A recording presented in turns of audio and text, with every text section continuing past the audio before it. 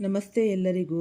Lucky life ಟಿಪ್ಸ್ಗೆ ನಿಮಗೆಲ್ಲರಿಗೂ ಸ್ವಾಗತ. ನನ್ನ ಆತ್ಮೀಯ ಮಕರ ರಾಶಿಯವರೇ, ಈ ಒಂದು ಏಪ್ರಿಲ್ 2026 ಈ ಮಾಸಿಕ ಭವಿಷ್ಯ ಅದೃಷ್ಟದ ಬಾಗಿಲು ತೆರೆಯುವ ಸಮಯ ಅಂತಲೇ ಅನ್ನಬಹುದು. ನಿಮ್ಮ ಜೀವನದ ಒಂದು ವಿಶೇಷ ಕಾಲಘಟ್ಟದ ಬಗ್ಗೆ ಇಂದು ನಾವು ಚರ್ಚಿಸೋಣ. ಅನೇಕ ಬಾರಿ ನೀವು ಏಕಾಂತದಲ್ಲಿ ಕುಳಿತಾಗ ಒಂದು ಪ್ರಶ್ನೆ ನಿಮ್ಮನ್ನು ಕಾಡುತ್ತಿರಬಹುದು. ಜನರು ನನ್ನನ್ನು ಯಾಕೆ ಅಷ್ಟು ಸುಲಭವಾಗಿ ಅರ್ಥ ಮಾಡಿಕೊಳ್ಳುತ್ತಿಲ್ಲ? ಯಾಕೆ ನನ್ನನ್ನು ಕಠಿಣ ವ್ಯಕ್ತಿ ಅಥವಾ ವಿಚಿತ್ರ ಸ್ವಭಾವದವನು ಎಂದು ಕರೆಯುತ್ತಾರೆ ಎಂದು. ಇದಕ್ಕೆ ಈ ಒಂದು ಜ್ಯೋತಿಷ್ಯ ಶಾಸ್ತ್ರದಲ್ಲಿ ಬಹಳ ಸ್ಪಷ್ಟವಾದ ಉತ್ತರವಿದೆ. ನಿಮ್ಮ ರಾಶಿಯ ಅಧಿಪತಿ ಸಾಕ್ಷಾತ್ ಶನಿ ಭಗವಾನರು. ಶನಿ ಎಂದರೆ ಕೇವಲ ಕಷ್ಟ ಕೊಡುವವನಲ್ಲ, ಬದಲಾಗಿ ನಿಮ್ಮನ್ನು ಕರ್ಮದ ಹಾದಿಯಲ್ಲಿ ನಡೆಸಿ ಉನ್ನತ ಸ್ಥಾನಕ್ಕೇರಿಸುವ ಒಂದು ಗುರು. ನೀವು ಗುಂಪಿನಲ್ಲಿ ನಡೆಯುವವರಲ್ಲ. ಒಂದು ಹಳೆಯ ಮಾತಿದೆ, ಹಿಂಡಿನಲ್ಲಿ ಹಂದಿಗಳು ನಡೆಯುತ್ತವೆ, ಆದರೆ ಸಿಂಹ ಯಾವಾಗಲೂ ಏಕಾಂಗಿಯಾಗಿ ತನ್ನ ಸಾಮ್ರಾಜ್ಯವನ್ನು ಆಳ್ತಾನೆ. ನೀವು ಕೂಡ ಹಾಗೆಯೇ. ಎಲ್ಲರೂ ಮಾಡುವ ಕೆಲಸವನ್ನೇ ಮಾಡದೆ ವಿಭಿನ್ನವಾಗಿ ಯೋಚಿಸುವುದೇ ನಿಮ್ಮ ಬಲ. ಪುರುಷರ ವಿಷಯಕ್ಕೆ ಬಂದರೆ ನೀವು ಬಹಳ ನೇರ ನುಡಿಯವರು, ಸುಳ್ಳನ್ನು ಸಹಿಸದವರು. ಇನ್ನು ಮಕರ ರಾಶಿಯ ಸ್ತ್ರೀಯರ ಬಗ್ಗೆ ಹೇಳಬೇಕೇ ಇಲ್ಲ. ಅವರು ಕೇವಲ ಹೆಸರಿಗೆ ಮಾತ್ರ ಹೆಣ್ಣು ಮಕ್ಕಳು, ಆದರೆ ಧೈರ್ಯದಲ್ಲಿ ಗಂಡು ಮಕ್ಕಳನ್ನು ಮೀರಿಸುವವರು. ಯಾರಾದರೂ ಅವರಿಗೆ ಮೋಸ ಮಾಡಿದರೆ ಅಥವಾ ಸುಳ್ಳು ಹೇಳಿದರೆ ಅವರನ್ನು ಸುಮ್ಮನೆ ಬಿಡುವುದಿಲ್ಲ. ಆದರೆ ಯಾರ ಮೇಲಾದರೂ ಅವರಿಗೆ ಪ್ರೀತಿ ಅಥವಾ ದಯೆ ಬಂದರೆ ಆ ವ್ಯಕ್ತಿಯ ಏಳಿಗೆಯನ್ನು ಯಾರೂ ತಡೆಯಲು ಸಾಧ್ಯವಿಲ್ಲ. ಕಳೆದ ಸುಮಾರು 10 ತಿಂಗಳಿಂದ ನೀವು ಒಂದು ರೀತಿಯ ಸ್ತಬ್ಧತೆಯನ್ನು ಅನುಭವಿಸುತ್ತಿರಬಹುದು. ನೀವು ಏನನ್ನ ಮಾಡುತ್ತಿಲ್ಲ, ಸೋಮಾರಿಯಾಗಿದ್ದೀರಿ ಎಂದು ನಿಮ್ಮ ಕುಟುಂಬದವರು ಅಥವಾ ಈ ಸುತ್ತಮುತ್ತಲಿನವರು ಅಂದುಕೊಂಡಿರಬಹುದು. ಆದರೆ ವಾಸ್ತವವಾಗಿ ನಿಮ್ಮ ರಾಶಿಯ ಅಧಿಪತಿ ಶನಿದೇವ ಮತ್ತು ಕೇತುವಿನ ನಡುವೆ ಒಂದು ವಿಶೇಷವಾದ ಸಂಬಂಧ ಏರ್ಪಟ್ಟಿತು. ಕೇತು ಎಂದರೆ ಆಧ್ಯಾತ್ಮಿಕ ಜ್ಞಾನ ಮತ್ತು ಶನಿ ಎಂದರೆ ಕರ್ಮ. ಈ ಸಂಯೋಜನೆಯಿಂದಾಗಿ ನೀವು ದೈಹಿಕವಾಗಿ ಕೆಲಸ ಮಾಡುವುದಕ್ಕಿಂತ ಹೆಚ್ಚಾಗಿ ಮಾನಸಿಕವಾಗಿ ದೊಡ್ಡ ಯೋಜನೆಯನ್ನು ರೂಪಿಸುತ್ತಿದ್ದೀರಿ. ನೀವು ಗುಂಪಿನಲ್ಲಿ ನಡೆಯುವ ಸಣ್ಣ ಕೆಲಸದ ಬಗ್ಗೆ ಯೋಚಿಸುತ್ತಿಲ್ಲ, ಬದಲಾಗಿ ಜೀವನದಲ್ಲಿ ಏನಾದರೂ ದೊಡ್ಡದನ್ನು ಸಾಧಿಸಬೇಕು ಎನ್ನುವ ಈ ತೀವ್ರ ಹಂಬಲದಲ್ಲಿದ್ದೀರಿ. ಈಗ ಆ ಯೋಚನೆಗಳು ಕಾರ್ಯರೂಪಕ್ಕೆ ಬರುವ ಸಮಯ ಹತ್ತಿರ ಬಂದಿದೆ. ಏಪ್ರಿಲ್ ತಿಂಗಳಲ್ಲಿ ಗ್ರಹಗತಿಗಳು ನಿಮ್ಮ ಪರವಾಗಿ ಬದಲಾಗುತ್ತಿವೆ. ಏಪ್ರಿಲ್ ತಿಂಗಳು ನಿಮ್ಮ ವೃತ್ತಿ ಜೀವನದಲ್ಲಿ ಒಂದು ಮೈಲಿಗಲ್ಲಾಗಲಿದೆ. ವಿಶೇಷವಾಗಿ ಏಪ್ರಿಲ್ 19ರವರೆಗೆ ನಿಮ್ಮ ಕರ್ಮಕ್ಷೇತ್ರದ ಅಧಿಪತಿಗಳು ನಿಮ್ಮ ಕೆಲಸದ ಮೇಲೆ ಸಂಪೂರ್ಣ ದೃಷ್ಟಿ ನೆಟ್ಟಿದ್ದಾರೆ. ನೀವು ನಿರುದ್ಯೋಗಿಗಳಾಗಿದ್ದರೆ ಅಥವಾ ಈ ಒಂದು ಹೊಸ ಕೆಲಸಕ್ಕೆ ಪ್ರಯತ್ನಿಸುತ್ತಿದ್ದರೆ ಈ ತಿಂಗಳ ಮೊದಲ 15 ದಿನಗಳಲ್ಲಿ ನಿಮಗೆ ಶುಭ ಸುದ್ದಿ ಸಿಗುತ್ತೆ. ಈ ಹೊಸ ಉದ್ಯಮ ಆರಂಭಿಸಲು ಬಯಸುವವರಿಗೆ ಇದು ಸುವರ್ಣ ಕಾಲ. ನಿಮ್ಮ ಹಳೆಯ ಯೋಜನೆಗಳನ್ನು ಧೂಳು ಕೊಡವಿ ಮತ್ತೆ ಆರಂಭಿಸಿ. ಈ ಬಾರಿ ಯಶಸ್ಸು ಖಂಡಿತ. ಕೆಲಸದ ಸ್ಥಳದಲ್ಲಿ ನಿಮ್ಮ ಪ್ರಭಾವ ಹೆಚ್ಚಾಗಲಿದೆ. ನಿಮ್ಮ ಅಡಿಯಲ್ಲಿ ಕೆಲಸ ಮಾಡುವ ಈ ಒಂದು ಜೂನಿಯರ್ಸ್ ನಿಮಗೆ ಉತ್ತಮ ಸಹಕಾರ ನೀಡ್ತಾರೆ. ಅಷ್ಟೇ ಅಲ್ಲ, ಈ ಹಿಂದೆ ನಿಮ್ಮನ್ನು ಬಿಟ್ಟು ಹೋಗಿದ್ದ ದಕ್ಷ ಕೆಲಸಗಾರರು ಅಥವಾ ಉದ್ಯೋಗಿಗಳು ಮತ್ತೆ ನಿಮ್ಮ ಹತ್ತಿರ ಕೆಲಸಕ್ಕೆ ಮರಳಬಹುದು. ಈ ಸರ್ಕಾರಿ ಕಾಂಟ್ರಾಕ್ಟ್ಗಳು ಅಥವಾ ಸರ್ಕಾರಿ ಕೆಲಸದ ನಿರೀಕ್ಷೆಯಲ್ಲಿರುವವರಿಗೆ ಏಪ್ರಿಲ್ 14ರಿಂದ ಹೊಸ ದಾರಿಗಳು ತೆರೆದುಕೊಳ್ಳುತ್ತಿವೆ. ನಿಮ್ಮ ಆತ್ಮವಿಶ್ವಾಸ ಹೆಚ್ಚಾಗುವುದರಿಂದ ಯಾವುದೇ ಕಠಿಣ ನಿರ್ಧಾರವನ್ನು ಧೈರ್ಯವಾಗಿ ತೆಗೆದುಕೊಳ್ತೀರಾ. ನಿಮ್ಮ ಆರ್ಥಿಕ ಜೀವನದಲ್ಲಿ ಈ ಏಪ್ರಿಲ್ ತಿಂಗಳು ಹೊಸ ಚೈತನ್ಯ ತುಂಬಲಿದೆ. ಪ್ರಸ್ತುತ ರಾಹು ನಿಮ್ಮ ಧನಸ್ಥಾನದಲ್ಲಿ ಇರುವುದರಿಂದ ಹಣದ ಒಳಹರಿವು ಏರಿಳಿತಗಳಿಂದ ಕೂಡಿದೆ. ಆದರೆ ಏಪ್ರಿಲ್ 2ರಿಂದ ಮಂಗಳನು ನಿಮ್ಮ ರಾಶಿಯ 3ನೇ ಮನೆಗೆ ಪ್ರವೇಶಿಸುತ್ತಾನೆ. ಈ ಲಾಟ್ರಿ ಆಗಿರ್ಬೋದು, ಶೇರ್ ಮಾರ್ಕೆಟು ಅಥವಾ ಅನಿರೀಕ್ಷಿತ ಮೂಲಗಳಿಂದ ನಿಮಗೆ ಹಣ ಬರುವ ಸಾಧ್ಯತೆ ಇದೆ. ಹಳೆಯ ಬಾಕಿ ಉಳಿದಿದ್ದ ಹಣ ನಿಮ್ಮ ಕೈ ಸೇರುತ್ತೆ. ಈ ತಿಂಗಳು ನಿಮಗೆ ದೊಡ್ಡ ಹೂಡಿಕೆದಾರರು ಸಿಗುವ ಸಾಧ್ಯತೆ ಇದೆ. ಇದರಿಂದ ನಿಮ್ಮ ವ್ಯವಹಾರವನ್ನು ಮುಂದಿನ ಹಂತಕ್ಕೆ ಕೊಂಡೊಯ್ಯಬಹುದು. ಏಪ್ರಿಲ್ 19ರಂದು ಶುಕ್ರನು 5ನೇ ಮನೆಗೆ ಬಂದಾಗ ನಿಮ್ಮ ಆದಾಯದ ಮೂಲಗಳು ಹೆಚ್ಚಾಗುತ್ತೆ. ವಿದೇಶಿ ವ್ಯವಹಾರಗಳಿಂದ ಲಾಭ, ತಂದೆಯ ಕಡೆಯಿಂದ ಆಸ್ತಿ ಬರುವ ಯೋಗ ಅಥವಾ ಈ ಬ್ಲಾಕ್ ಮನಿ ಸಂಬಂಧಿತ ವ್ಯವಹಾರಗಳಲ್ಲಿ ಲಾಭವಾಗುವ ಸೂಚನೆ ಇದೆ. ಒಟ್ಟಿನಲ್ಲಿ ಈ ತಿಂಗಳು ಹಣದ ಕೊರತೆ ಇರುವುದಿಲ್ಲ. ವಿದೇಶಕ್ಕೆ ಹೋಗುವ ಹಂಬಲ ಹೊಂದಿರುವ ಮಕರ ರಾಶಿಯವರಿಗೆ ಏಪ್ರಿಲ್ 11 ಒಂದು ಮಹತ್ವದ ದಿನ. ಅಂದು ಗುರು ಮತ್ತು ಬುಧನ ನಡುವೆ ರಾಶಿ ಪರಿವರ್ತನೆಯ ರಾಜಯೋಗ ಉಂಟಾಗುತ್ತಿದೆ.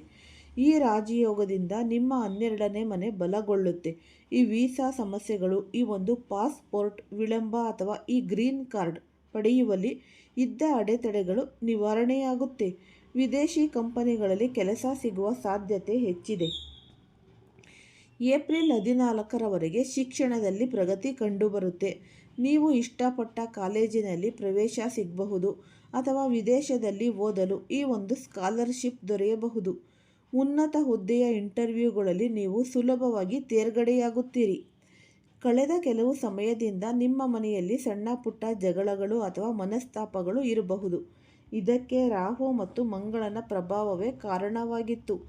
ಏಪ್ರಿಲ್ 2ರಿಂದ ದಾಂಪತ್ಯ ಜೀವನದಲ್ಲಿ ಇದ್ದ ಕಿರಿಕಿರಿಗಳು ದೂರವಾಗುತ್ತೆ. ಏಪ್ರಿಲ್ 11ರ ನಂತರ ನಿಮ್ಮ ಸಂಗಾತಿಯ ಜೊತೆಗಿನ ವೈಚಾರಿಕ ಭಿನ್ನಾಭಿಪ್ರಾಯಗಳು ಅಂತ್ಯಗೊಂಡು ಪರಸ್ಪರ ಪ್ರೀತಿ ಹೆಚ್ಚಾಗುತ್ತೆ. ನಿಮ್ಮ ಸಂಗಾತಿಯು ನಿಮ್ಮ ವೃತ್ತಿ ಬದುಕಿಗೆ ದೊಡ್ಡ ಶಕ್ತಿಯಾಗಿ ನಿಲ್ತಾರೆ. ನೀವು ಯಾರನ್ನಾದರೂ ಪ್ರೀತಿಸುತ್ತಿದ್ದರೆ ಮತ್ತು ಅವರನ್ನು ಮದುವೆಯಾಗಲು ಮನೆಯವರ ಸಮ್ಮತಿಗಾಗಿ ಕಾಯುತ್ತಿದ್ದರೆ, ಏಪ್ರಿಲ್ 19ರ ನಂತರ ಶುಕ್ರನ ಶುಭ ದೃಷ್ಟಿಯಿಂದ ನಿಮ್ಮ ಮದುವೆ ಮಾತುಕತೆಗಳು ಯಶಸ್ವಿಯಾಗುತ್ತೆ. ಲವ್ ಟು ಮ್ಯಾರೇಜ್ ಯೋಗ ಈ ತಿಂಗಳು ಬಹಳ ಪ್ರಬಲವಾಗಿದೆ. ಈ ಹೊಸ ಮನೆ ಕಟ್ಟಬೇಕು ಅಥವಾ ಹೊಸ ವಾಹನ ಖರೀದಿಸಬೇಕು ಎನ್ನುವ ನಿಮ್ಮ ಕನಸು ಈ ತಿಂಗಳು ನನಸಾಗುತ್ತೆ. ಏಪ್ರಿಲ್ 14ರಿಂದ ಭೂಮಿ ಮತ್ತು ಆಸ್ತಿ ಸಂಬಂಧಿಸಿದ ಕೆಲಸಗಳಲ್ಲಿ ವೇಗ ದೊರೆಯಲಿದೆ. ನೀವು ಬಹಳ ದಿನಗಳಿಂದ ಇಷ್ಟಪಟ್ಟ ಕಾರು ಅಥವಾ ಈ ಒಂದು ದ್ವಿಚಕ್ರ ವಾಹನವನ್ನು ಖರೀದಿಸಬಹುದು. ಈ ಕೋರ್ಟ್ ಕಚೇರಿಗಳಲ್ಲಿ ಆಸ್ತಿಗೆ ಸಂಬಂಧಿಸಿದ ವಿವಾದಗಳಿದ್ದರೆ ಫಲಿತಾಂಶ ನಿಮ್ಮ ಪರವಾಗಿ ಬರಲಿದೆ. ಪೋಷಕರಿಂದ ಬರಬೇಕಾದ ಪಿತ್ರಾರ್ಜಿತ ಆಸ್ತಿಯ ವಿಷಯದಲ್ಲಿ ಇದ್ದ ಗೊಂದಲಗಳು ಬಗೆಹರಿಯಲಿವೆ. ಸಮಾಜದಲ್ಲಿ ನಿಮ್ಮ ಗೌರವ ಮತ್ತು ಪ್ರತಿಷ್ಠೆ ಹೆಚ್ಚಾಗಲಿದೆ. ಆರೋಗ್ಯದ ದೃಷ್ಟಿಯಿಂದ ಏಪ್ರಿಲ್ 11ರವರೆಗೆ ಸ್ವಲ್ಪ ಜಾಗರೂಕರಾಗಿರಿ. ಹೊಟ್ಟೆಯ ಸಮಸ್ಯೆಗಳು, ತಲೆನೋವು ಅಥವಾ ಬೆನ್ನು ಅಥವಾ ಕುತ್ತಿಗೆಯ ನೋವು ನಿಮ್ಮನ್ನು ಕಾಡಬಹುದು. ಸರಿಯಾದ ಆಹಾರ ಕ್ರಮ ಪಾಲಿಸಿ. ಆದರೆ ಏಪ್ರಿಲ್ 11ರ ನಂತರ ಆರೋಗ್ಯದಲ್ಲಿ ಅದ್ಭುತ ಸುಧಾರಣೆ ಕಂಡುಬರುತ್ತೆ. ಈ ತಿಂಗಳು ನಿಮ್ಮ ಗೆಳೆಯರು ಅಥವಾ ಸಂಬಂಧಿಕರ ವಿಷಯದಲ್ಲಿ ಸ್ವಲ್ಪ ಜಾಗ್ರತೆ ಇರಲಿ. ಕೆಲವರು ಸಹಾಯ ಕೇಳುವ ನೆಪದಲ್ಲಿ ಬಂದು ನಿಮ್ಮ ಗುಟ್ಟುಗಳನ್ನು ತಿಳಿದುಕೊಳ್ಳಲು ಪ್ರಯತ್ನಿಸಬಹುದು ಅಥವಾ ನಿಮ್ಮ ಏಳಿಗೆಯನ್ನು ನೋಡಿ ಅಸೂಯೆ ಪಡಬಹುದು. ನಿಮ್ಮ ಯೋಜನೆಗಳನ್ನು ಯಾರಿಗೂ ಮೊದಲೇ ಹೇಳಬೇಡಿ. ನಿಮ್ಮ ಶಕ್ತಿಯನ್ನು ಇತರರ ಮೇಲೆ ವ್ಯರ್ಥ ಮಾಡದೆ ನಿಮ್ಮ ಕೆಲಸದ ಮೇಲೆ ಕೇಂದ್ರೀಕರಿಸಿ. ನೀವು ಯಾವುದಾದರೂ ಹಗರಣಕ್ಕೆ ಒಳಗಾಗಿದ್ದರೆ ಅಥವಾ ಹಣ ಎಲ್ಲಾದರೂ ಸಿಕ್ಕಿಬಿದ್ದಿದ್ದರೆ ಏಪ್ರಿಲ್ 11ರ ನಂತರ ಆ ಹಣ ನಿಮ್ಮ ಕೈ ಸೇರುವ ಸಾಧ್ಯತೆ ಇದೆ. ಈ ಬ್ಯಾಂಕ್ ಲೋನ್ ಸಮಸ್ಯೆಗಳು ಅಥವಾ EMI ಕಟ್ಟಲು ಪಡುತ್ತಿದ್ದ ಸಂಕಷ್ಟಗಳಿಂದ ನೀವು ಹೊರಬರಲಿದ್ದೀರಿ. ಶತ್ರುಗಳ ಮೇಲೆ ನಿಮ್ಮ ವಿಜಯ ಸಾಧಿಸುವುದು ಖಚಿತ. ಯಾವ ಭಯವೂ ನಿಮ್ಮನ್ನು ಹಿಮ್ಮೆಟ್ಟಿಸಲು ಸಾಧ್ಯವಿಲ್ಲ. ಈ ತಿಂಗಳ ಶುಭ ಫಲಗಳನ್ನು ಇಮ್ಮಡಿಗೊಳಿಸಲು ಮತ್ತು ಅಡೆತಡೆಗಳನ್ನು ನಿವಾರಿಸಲು ಈ ಪರಿಹಾರಗಳನ್ನು ತಪ್ಪದೇ ಮಾಡಿ. ಪ್ರತಿದಿನ ಓಂ ಶ್ರೀಂ ಶ್ರೀಯೈ ನಮಃ ಎನ್ನುವ ಮಂತ್ರವನ್ನು 108 ಬಾರಿ ಜಪಿಸಿ. ಇದು ಆರ್ಥಿಕ ಸಮೃದ್ಧಿಗೆ ಸಹಕಾರಿ. ಏಪ್ರಿಲ್ 11ರವರೆಗೆ ಓಂ ದುಂ ದುರ್ಗಾಯೈ ನಮಃ ಮಂತ್ರವನ್ನು ಪಠಿಸಿ. ಇದರಿಂದ ಮಾನಸಿಕ ಶಾಂತಿ ದೊರೆಯುತ್ತೆ. ಈ ತಿಂಗಳು ನಿಮಗೆ ಸಂಕಟ ಮೋಚಕ ಹನುಮಂತನೇ ರಕ್ಷಕ. ಹಾಗಾಗಿ ಪ್ರತಿದಿನ ಅಥವಾ ಪ್ರತಿ ಶನಿವಾರ ತಪ್ಪದೆ ಹನುಮಾನ್ ಚಾಲೀಸ ಪಠಿಸಿ. ಇದು ನಿಮ್ಮ ಎಲ್ಲ ಸಂಕಷ್ಟಗಳನ್ನು ದೂರ ಮಾಡಿ ಜಯ ತಂದುಕೊಡುತ್ತೆ. ಮಕರ ರಾಶಿಯವರೇ, ಇದು ನಿಮ್ಮ ದರ್ಬಾರ್ ಆರಂಭವಾಗುವ ಸಮಯ. ದೈವ ಬಲ ನಿಮ್ಮ ಜೊತೆಗಿದೆ.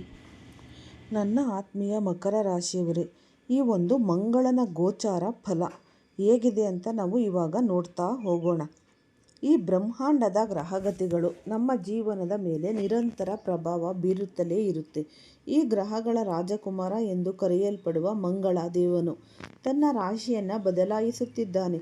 ಈ ಗೋಚಾರ ಫಲವು ನಿಮ್ಮ ಜೀವನದಲ್ಲಿ ಯಾವ ರೀತಿಯ ಬದಲಾವಣೆಗಳನ್ನು ತರಲಿವೆ, ಆರ್ಥಿಕವಾಗಿ ನೀವು ಹೇಗೆ ಸಬಲರಾಗಿದ್ದೀರಿ ಮತ್ತು ಯಾವ ವಿಷಯಗಳಲ್ಲಿ ನೀವು ಎಚ್ಚರಿಕೆಯಿಂದ ಇರಬೇಕು ಎಂಬುದನ್ನು ಈ ಸುದೀರ್ಘ ವಿಶ್ಲೇಷಣೆಯಲ್ಲಿ ನಾವು ತಿಳಿಯೋಣ.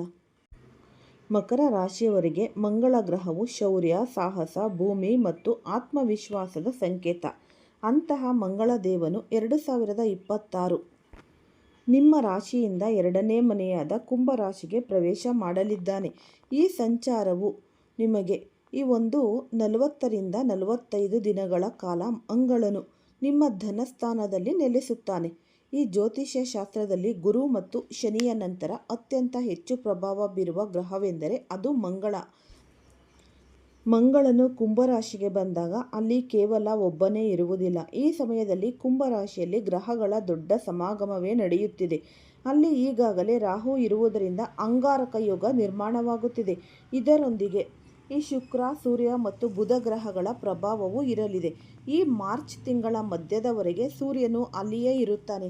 ಈ ಎಲ್ಲ ಗ್ರಹಗಳ ಶಕ್ತಿಯು ನಿಮ್ಮ 2ನೇ ಮನೆಯಾದ ಧನ ಮತ್ತು ಕುಟುಂಬದ ಸ್ಥಾನದ ಮೇಲೆ ಕೇಂದ್ರೀಕೃತವಾಗಿದೆ. ನಿಮ್ಮ ಜನ್ಮ ಲಗ್ನ ಅಥವಾ ಚಂದ್ರ ರಾಶಿ ಮಕರವಾಗಿದ್ದರೆ ಈ ಫಲಗಳು ನಿಮಗೆ ಅನ್ವಯಿಸುತ್ತೆ. ಈ ಮೊದಲನೆಯದಾಗಿ ಆರ್ಥಿಕ ಲಾಭದ ಬಗ್ಗೆ ನಾವು ನೋಡೋಣ.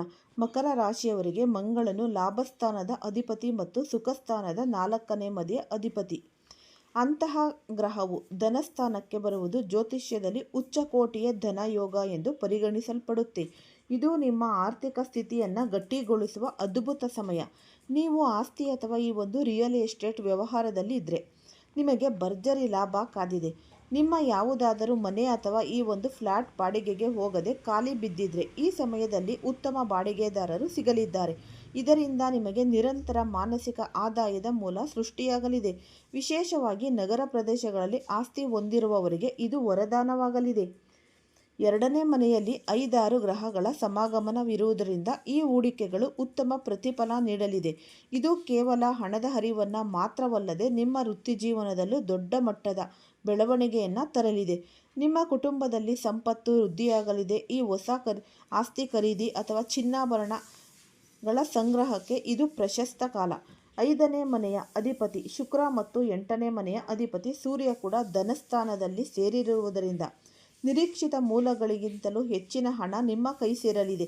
ಉದ್ಯೋಗದ ವಿಷಯಕ್ಕೆ ನಾವು ನೋಡೋದಾದರೆ ವೃತ್ತಿ ಜೀವನದಲ್ಲಿ ದೊಡ್ಡ ಬದಲಾವಣೆಯ ಮುನ್ಸೂಚನೆ ಇದೆ. ನೀವು ಕೆಲಸ ಬದಲಾಯಿಸಬೇಕು ಎಂದು ಯೋಚಿಸುತ್ತಿದ್ದರೆ ಈ ಒಂದು 40-45 ದಿನಗಳಲ್ಲಿ ಅಂದರೆ 40ರಿಂದ 45 ದಿನಗಳಲ್ಲಿ ನಿಮಗೆ ಅತ್ಯುತ್ತಮ ಆಫರ್ ಸಿಗಲಿದೆ.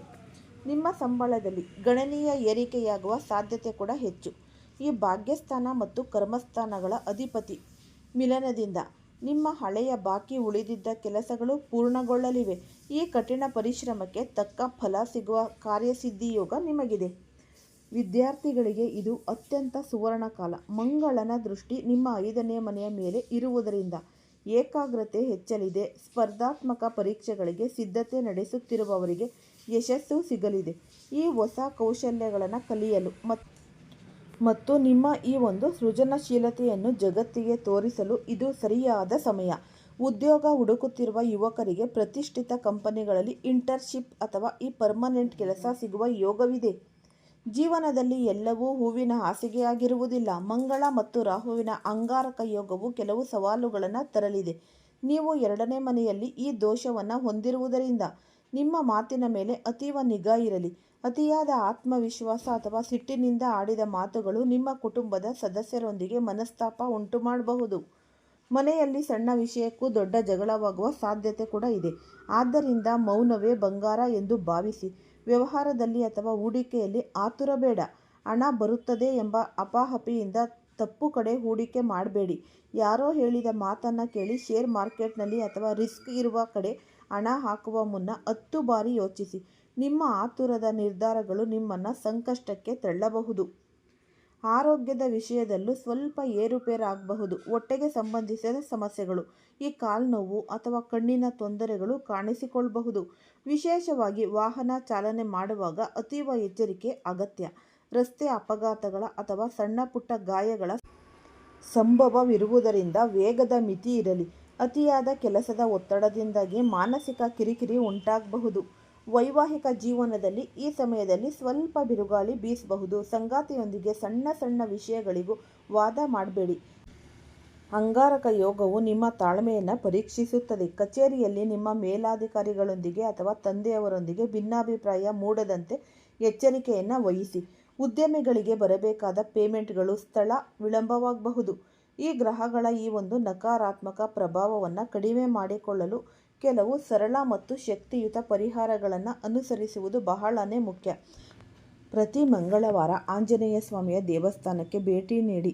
ದೇವಸ್ಥಾನದಲ್ಲಿ 2 ತುಪ್ಪದ ದೀಪಗಳನ್ನು ಮತ್ತು 1 ಎಳ್ಳೆಣ್ಣೆಯ ದೀಪವನ್ನು ಹಚ್ಚಿ ಪ್ರಾರ್ಥಿಸಿ. ಓಂ ಚತುರ್ಭುಜಾಯ ನಮಃ ಎಂಬ ಮಂತ್ರವನ್ನು 108 ಬಾರಿ ಜಪಿಸಿ. ಇದು ಮಂಗಳನ ದೋಷವನ್ನು ಶಾಂತಗೊಳಿಸುತ್ತೆ. ಆಂಜನೇಯಗೆ ಪ್ರಿಯವಾದ ಕಡಲೆ ಹಿಟ್ಟಿನ ಉಂಡೆ ಅಥವಾ ಈ ಒಂದು ಬೇಸನ್ ಲಾಡು ಅಥವಾ ಅಕ್ಕಿ ಪಾಯಸವನ್ನು ನೈವೇದ್ಯ ಮಾಡಿ ನಂತರ ಭಕ್ತರಿಗೆ ಹಂಚಿ. ಸಾಧ್ಯವಾದರೆ ದೇವಸ್ಥಾನಕ್ಕೆ ಸುಂದರಕಾಂಡ ಪುಸ್ತಕಗಳನ್ನು ಅಥವಾ ಬಿಳಿ ಅಕ್ಕಿಯನ್ನು ದಾನವನ್ನಾಗಿ ನೀಡಿ. ಇದು ನಿಮ್ಮ ಹಾದಿಯಲ್ಲಿರುವ ಅಡೆತಡೆಗಳನ್ನು ನಿವಾರಿಸುತ್ತೆ. ಮಂಗಳನ ಈ ಗೋಚಾರವು ಮಕರ ರಾಶಿಯವರಿಗೆ ಆರ್ಥಿಕವಾಗಿ ಅಪಾರ ಯಶಸ್ಸನ್ನು ತರಲಿದೆ. ಆದರೆ ನಿಮ್ಮ ಕೋಪ ಮತ್ತು ಮಾತಿನ ಮೇಲೆ ನೀವು ನಿಯಂತ್ರಣ ಸಾಧಿಸಿದರೆ ಮಾತ್ರ ಈ ಯಶಸ್ಸನ್ನು ಅನುಭವಿಸಲು ಸಾಧ್ಯ. ನಕಾರಾತ್ಮಕ ಆಲೋಚನೆಗಳನ್ನು ಬಿಟ್ಟು ಪರಿಹಾರಗಳನ್ನು ಶ್ರದ್ಧೆಯಿಂದ ಮಾಡಿ. ಜಗತ್ತಿನ ಕಲ್ಯಾಣಕ್ಕಾಗಿ ಈ ಒಂದು ಪರಶಿವನ ಕೃಪೆ ನಿಮ್ಮ ಮೇಲೆ ಸದಾ ಇರಲಿ ಎಂದು ಆಶಿಸುತ್ತೇನೆ. ಈ ವಿಡಿಯೋ ನಿಮಗೆ ಇಷ್ಟವಾದರೆ ಲೈಕ್ ಮಾಡಿ ಮತ್ತು ನಿಮ್ಮ ಸ್ನೇಹಿತರೊಂದಿಗೆ ಹಂಚಿಕೊಳ್ಳಿ. ಇನ್ನು ಯಾರಾದರೂ ಹೊಸದಾಗಿ ನೋಡ್ತಾ ಇದ್ದರೆ ಅವರು ಕೂಡ ಈ ಚಾನಲ್ಗೆ ಸಬ್ಸ್ಕ್ರೈಬ್ ಮಾಡಿಕೊಳ್ಳಿ. ಓಂ ಶ್ರೀ ಶನೇಶ್ವರಾಯ ನಮಃ ಅಂತ ಕಮೆಂಟ್ ಬಾಕ್ಸ್ನಲ್ಲಿ ಕಮೆಂಟನ್ನು ಹಾಕಿ. ಇಲ್ಲಾಂದರೆ ನಿಮ್ಮ ಮನೆ ದೇವರು, ನಿಮ್ಮ ಕುಲದೇವರ ಹೆಸರನ್ನು ಕಮೆಂಟ್ ಬಾಕ್ಸ್ನಲ್ಲಿ ಹಾಕಿ. ಎಲ್ಲರಿಗೂ ಸಹ ಧನ್ಯವಾದಗಳು.